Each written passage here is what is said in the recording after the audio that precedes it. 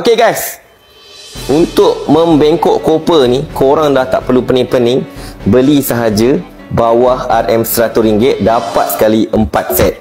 14381258.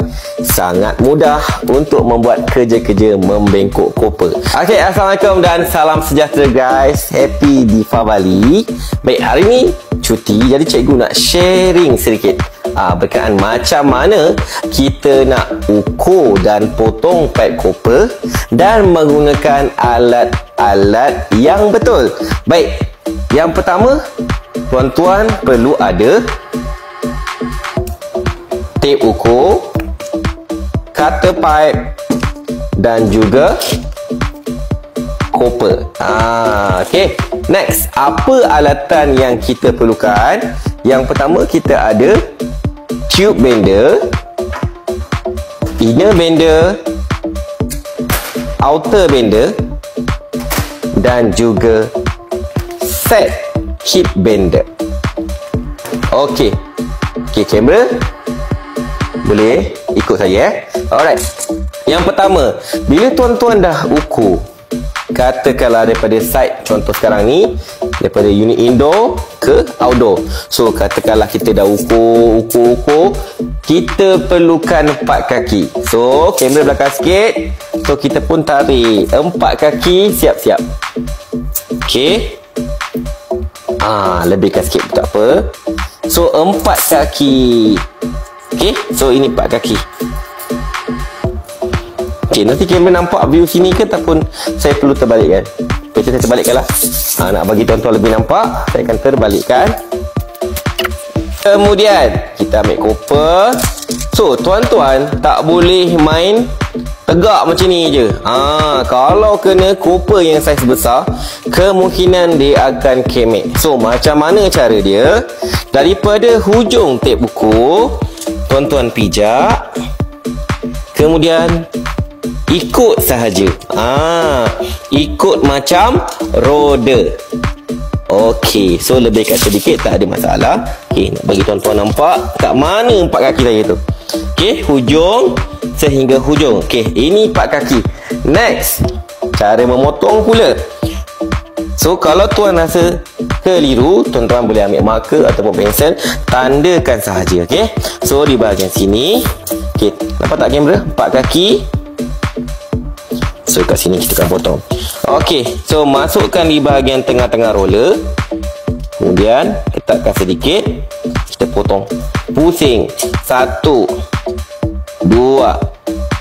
Kemudian kita ketatkan lagi sedikit. Pusing. Pusing lagi. Ketatkan sehingga dia putus dengan sendirinya. Tu dia. Saya tak ada kepak pun, biar dia putus dengan sendirinya supaya permukaan dia licin. Tak nak ada sumpit. Nanti bila nak buat mangkuk fairing tu dia rosak. Okey, seterusnya, yang pertama cikgu nak tunjuk berkenaan dengan tube bender. So macam mana cara kita nak gunakan? Yang pertama, untuk tube bender ni dia ada banyak saiz. Okey, so pastikan tuan-tuan guna saiz yang betul. Untuk saiz 38, okey, kita akan masukkan di bahagian hujung sekali. Alright. Okey, yang pertama kita nak buat demo. Masukkan. Okey, tak apa, saya ke belakang sikit. Okey, so katakanlah tuan nak bend sekaki contoh. So pastikan dia bahagian kosong-kosong ini akan bertemu dengan kosong-kosong. So tarik. Okey, nampak tak? Kosong-kosong ada calik dia, penanda dia mesti bertemu. Kemudian tuan-tuan nak bengkok kepada sudut berapa? 90 ataupun 180. So sekarang ni saya nak buat bend sudut 90. Okey, tolak sahaja ataupun tarik ke bawah. Okey, 90. Ngam-ngam bertemu kosong dengan sudut 90. Okey, kemudian kita tolak ke atas, kemudian tolak ke atas. Okey, dah jadi sudut 90. Okey, ini tools yang pertama. Baik, yang kedua, cikgu nak share menggunakan outer bender dulu. So kita masukkan, buka penutup dulu, masukkan. Okey, kemudian kita nak bengkokkan dia. Okey, bengkokkan 90. Okey, next, dah bengkokkan, kita boleh keluarkan. Okey, ini perbezaan menggunakan tube bender dan juga outer bender. Dia akan makan side sedikit. Okey, next, cikgu nak masuk untuk inner bender pula. So, inner bender dia punya ketinggian atau panjang sedikit berbanding dengan outer bender. Okey, jom, macam mana kita nak buat? Kita masukkan dahulu. Masuk. Okey. So, kalau tuan-tuan nak tengok berapa panjang dia, kita tengok. Sampai dekat sudut 90 yang menggunakan outer bender. So, masukkan sahaja.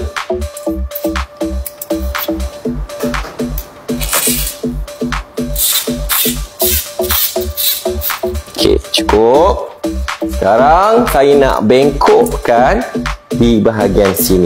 Okey, bismillah.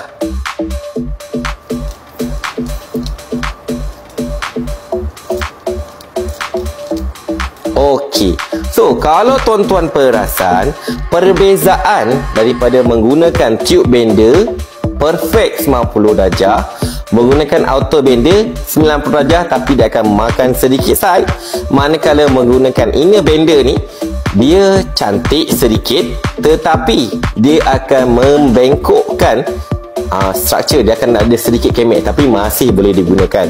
Ini perbezaan dia. So, dah siap sudut 90, kita tarik saja. Okey, inner bender dah settle. Sekarang ni isu dia, kalau kita nak perlukan membengkok banyak untuk laluan copper, maksud saya ada banyak L dan sebagainya kan, beam dan sebagainya, kita perlu buat banyak bend sudut 90 darjah dan sebagainya, ada U ke kan. So macam mana nak guna? Inner bender ni tak berapa panjang. Jadinya kat sini kita ada solution dengan menggunakan kit bender tuan-tuan. Okay, so ini contoh kit bender untuk saiz 14381258. Panjang dia adalah 4 meter. Okay, jom.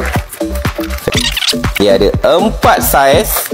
Warna merah untuk saiz 14, hijau untuk 38, kuning untuk 1/2 dan warna biru untuk 5/8. So sekarang ni copper yang saya pegang sekarang ni adalah bersaiz 38. So kita buka dulu, kita betai.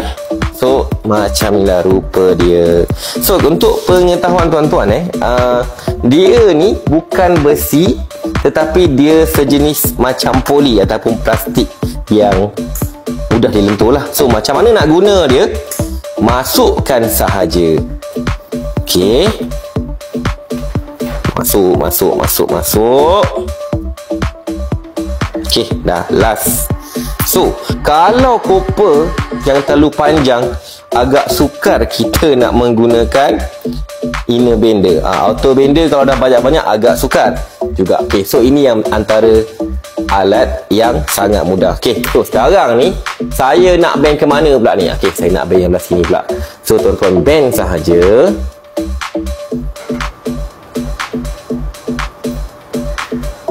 Okey, so lepas tuan-tuan dah buat, tarik sahaja kit bend ni. So dia ni, kit bend ni akan menjaga ruangan dalaman kita punya copper pipe supaya tidak kemek. Okey, macam mana pula perbezaan tanpa menggunakan antara empat alatan untuk membengkok ni.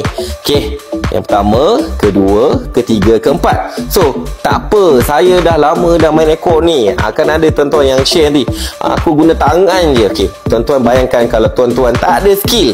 So, tengok apa yang akan berlaku jika tuan-tuan menggunakan tangan tanpa skill. Ini perbezaan dia.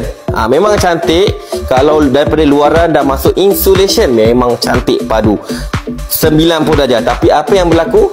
Kemek ini salah satu punca penyebab kemek ni tersumbat. Okey, so nampak tak perbezaan dia? Okey, jadi sampai di sini saja.